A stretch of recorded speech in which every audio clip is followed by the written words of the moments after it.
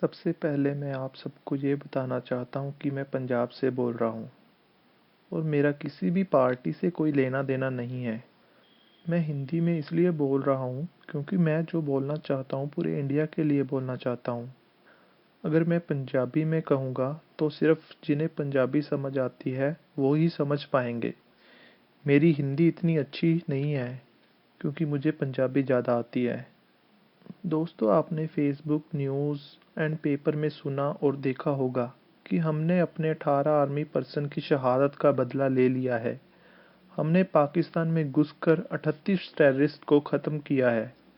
दोस्तों, ऐसे ही जब इंदिरा गांधी ने हमारे सिर के ताज श्री हरमंदिर साहिब पर 1984 में अटैक करवा दिया था, तब हमारे दो सिख भाइयों ने इंदिरा गांधी से बदला लेने के लिए उसकी हत्या कर दी थी, क्योंकि इंदिरा गांधी ने हमारी धार्मिक भावनाओं को चोट पहुंचाई थी।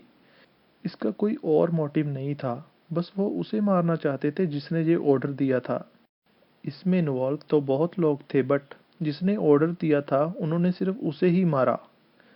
अगर बदला लेना कोई गलत बात नहीं तो पूरी सिख कौम को क्यों इसके लिए दोषी माना गया, और पूरी सिख कौम को सब सहना पड़ा जब राइट्स हुए थे 84 में। अब ऑलमोस्ट वो जंग की तैयारी हो चुकी है, तो मेरा इशू ये है कि वे बार बार जंग क्यों होती है।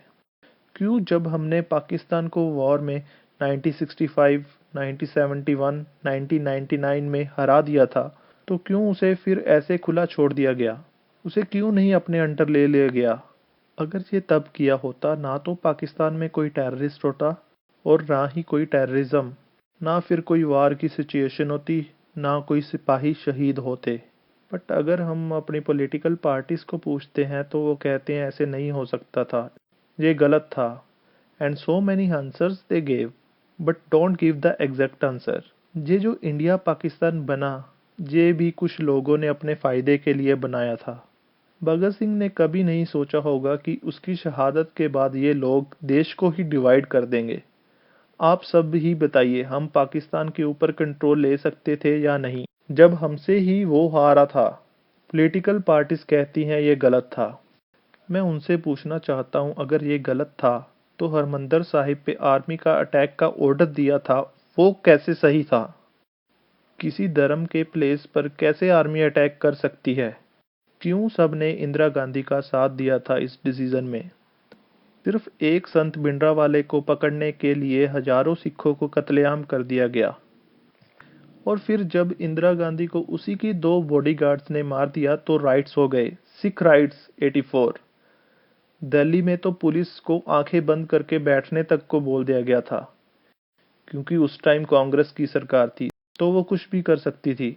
फिर हजारों सिखों को मार दिया गया, क्या वो गलत नहीं था। इसका आंसर भी नहीं है किसी के पास।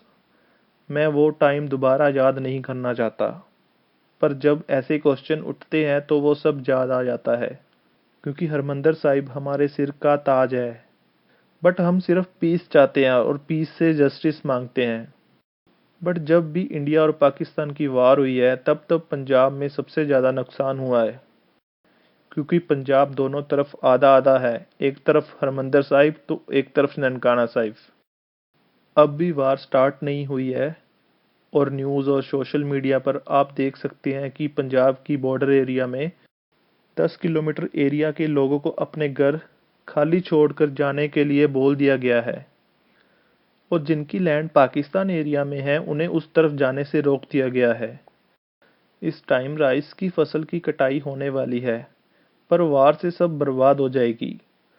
और अगर वार नहीं भी होती पर वो फसल नहीं काटने जा सकते तो भी वो बर्बाद हो जाएगी, तो किसान का तो सीजन खराब और कर्जा भी बढ़ जाएगा। लोग अपना सामान लेकर बॉर्डर एरिया छोड़कर किसी गुरुद्वारे किसी मंदिर में रह रहे हैं। अगर वार लगती है तो पता नहीं उनका घर भी बचेगा या नहीं। अगर वॉर में न्यूक्लियर अटैक होता है तो ऑलमोस्ट कश्मीर, पंजाब, हिमाचल एंड हरियाणा ख़त्म हो जाएंगे, और अगले 20 साल तक उस ज़मीन में कुछ पैदावार नहीं होगी, और उससे नेक्स्ट 15 ईयर्स जो पैदावार होगी वो खाने लायक नहीं होगी। अगर इस वार होती है तो पाकिस्तान और हिंदुस्तान की ये सरहद ख़त्म ही हो जाए।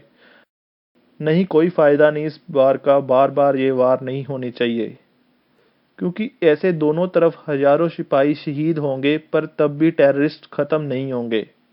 हे मेरे वाहिगुरु, सब पे मेहर करें।